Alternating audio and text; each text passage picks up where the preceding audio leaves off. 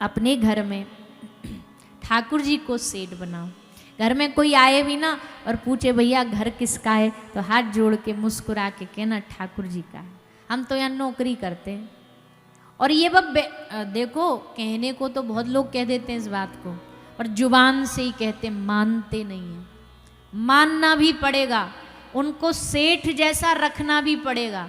होता ही है कि बोल तो देते सेठ है, पर खुद रहते सेठ जैसे, और ठाकुर जी बेचारे पूछो नहीं। अब हम क्या बताएं, कई लोगों के घरों के ठाकुर जी को देख के तो हमको ठाकुर जी पर तरस आने लगता है कि भगवान गलत फंस गए आप इनके घर में। ऐसे रखते सेठ जी को, बेचारे महीनों महीनों भर के पुराने कपड़ा, कोई बदलने वाला ही नहीं है, एक ही कपड़ा में ठाकुर जी को महीना बीत जाता है। और तो और 2 अगरबत्ती भी लगा देते ना, वहाँ की राख भी वहीं कहीं महीना भर तक वहीं पड़ी रहती है। अरे नहीं नहीं, ठाकुर जी अगर सेठ हैं तो सेठ जैसा घर के दास कौन, जो हर काम स्वामी की इच्छा से करे। जब भोजन बनाओ तो पति से पूछती हो मैया हो, बच्चों से पूछती हो आज क्या खाओगे, ऐसी कभी कभार ठाकुर जी से पूछा करो, लाला आज क्या खाओगे तुम, बताओ क्या बनाए हम तुम्हारे लिए। उनको बैठ के कभी बात किया करो। करते हो अपने ठाकुर जी से बात? कभी बैठे हो उनके सामने, बैठ के बात की है, उनसे पूछा है कैसे हो, तबीयत ठीक है, हाथ पांव तो नहीं दुख रहे। एक बार क्या हुआ, एक भैया ई ले लेना मेरे घर। एक बार एक 2 सहेली थी, उनमें से एक सहेली तो भगवान की बड़ी प्रिय भक्त थी, दूसरी थोड़ा कम रुचि रखती थी, एक तो गोपाल जी रखती।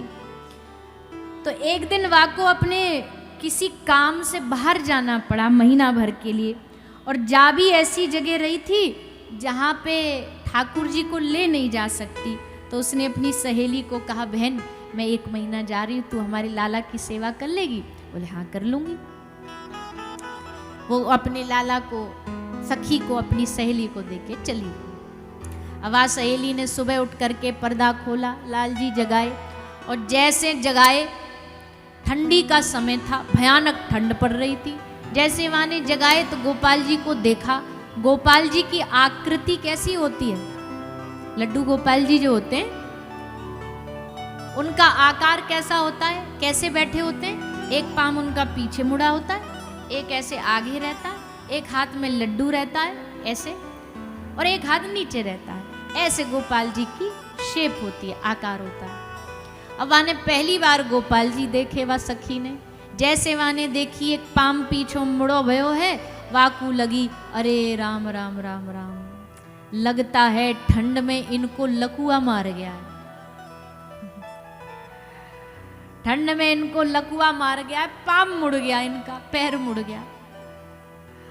अरे अब सखी आएगी, हमसे पूछेगी हमारे ठाकुर जी की, लाल जी की सेवा करी तो हम उनको क्या उत्तर दूंगी मैं।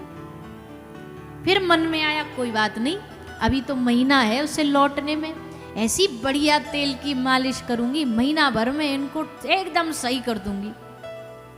अब महाराज ठंड में रोज मालिश करती, धूप सिखाती, बाहर लेकर के जाती, कैसे भी इनका ये पाम ठीक हो जाए, और महीना भर मालिश करती रही करती रही करती रही।